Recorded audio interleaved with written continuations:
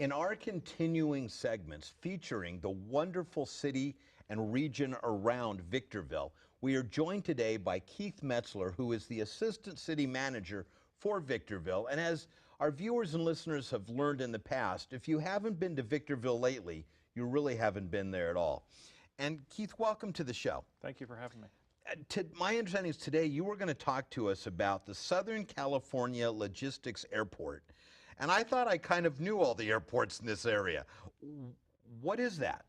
The Southern California Logistics Airport is what was once known as the former George Air Force Base. Oh, okay.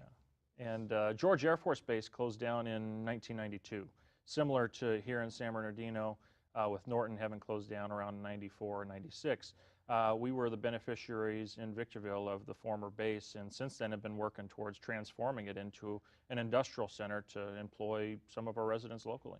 Nice. So when that kind of transition happens, what does it usually transition into? Is it business, industry, all different types, manufacturers? Is there still air transport there? What does it look like now? Yeah, our plan actually really incorporates all of them. We have everything from ground transportation companies doing logistics operations.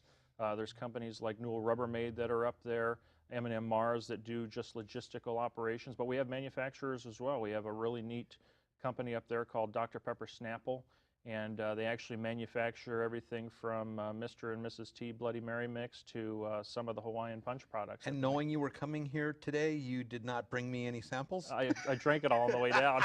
Good answer. So what's the benefit to these businesses to locate there?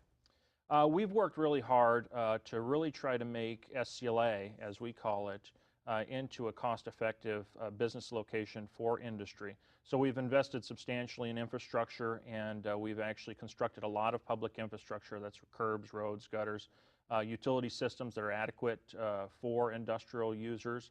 And we've spent a lot of money doing that so that it doesn't become an impediment to the actual user going in and having to build it themselves.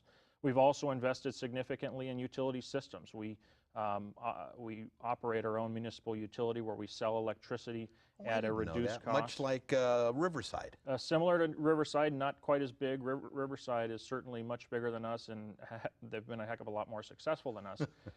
And maybe we can be like them one day.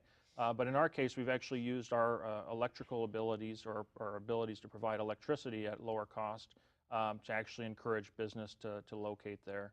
We've also involved ourselves in wastewater solutions to attract food and beverage type companies to SCLA. So a business that has maybe outgrown their current facility or is expanding and looking for someplace else to go, and they're looking Orange County, LA, maybe the lower parts of Inland Empire, you have things to offer them up there that they may not be able to get anywhere else, including, I'm guessing, cheap dirt.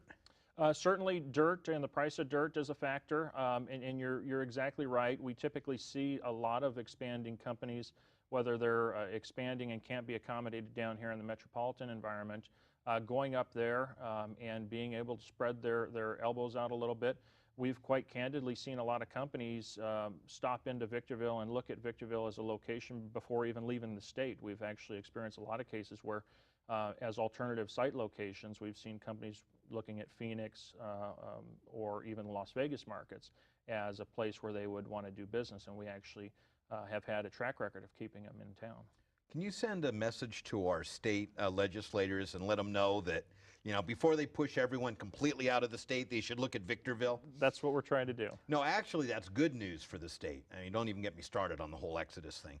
But the fact that you can compete with those out-of-state options is pretty incredible. And I'm assuming this has a tremendous impact on your local economy. Oh, absolutely.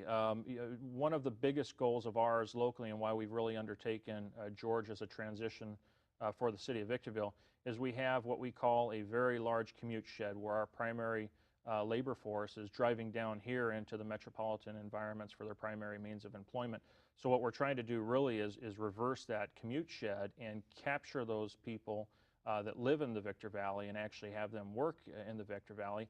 And what we've seen statistically is suggesting that the more we can do it, of course, the more of a captured audience we have and the more they're spending locally to help our community. Lots of benefits for that. If someone wants more information about this, how can they get it? Best way electronically would be going to our website at victorvillecity.com. And if they wanted to talk with me or one of my staff members directly at the airport, the telephone number is 760-243-1900. All right, Keith, All right. thank you so Okay, much. thanks a lot. We will be right back.